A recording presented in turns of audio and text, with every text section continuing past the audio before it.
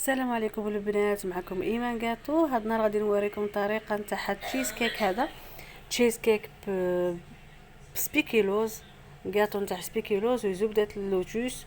هنايا عندي 250 غرام تاع سبيكيلوز اللي طحنته ودرت معاه 80 غرام زبده دايبه.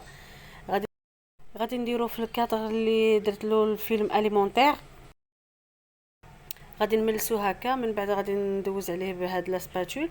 تقدروا تدوزوا عليه غير بالكاس الا ما عندكمش هاد الاداه هذه، غير بالكاس هكا باش يشد راسو. من بعد كنقبض 500 غرام تاع الفرomاج، وغادي نزيد له معلقه كبيره نتاع زبده اللوتوس ومعلقه كبيره نتاع سبيكيلوز، وغادي نضربه بالضرب باش يندمج لي الخليط.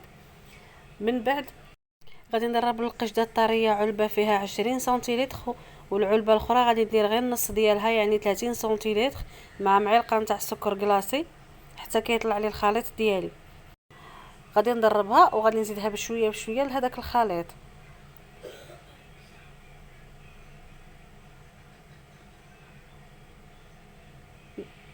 حتى نكمل الخليط ديالي نتاع لا كريم غير بشويه بشويه. من بعد كتحصلوا على كريمه ملسه، غادي نديرها فوق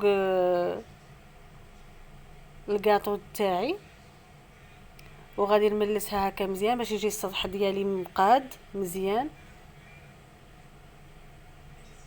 غادي ندخلها للثلاجه سوا المجمد الا كنتو مزروبين، سوا غادي تخليوها ليله كامله غير في الثلاجه. من بعد غادي نجيب الزبده نتاع اللوتوس اللي بقات لي، ماشي ضروري الكميه يعني، غير ذوبتها غطيت بها سطح العمل يعني على حسب الكادر اللي غادي ديرو. من غادي تشد لي مزيان غادي نقبض زبده اللوتوس اللي غادي ندوب عاود وغنديرها في كورني، وغادي نبقى ندير هكا خطوط.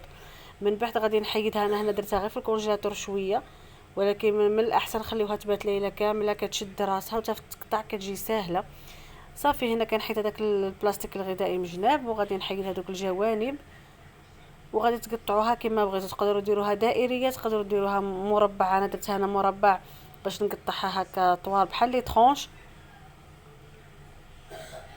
كنتمنى تجربوها، كتجي زوينه بزاف، ما فيها لا بيكتين لا جيلاتين. العشاق تشيز كيك كنتمنى تجربوها. كانت معكم ايمان كاطو، كنقول لكم على بروشين فوا. بسلام عليكم.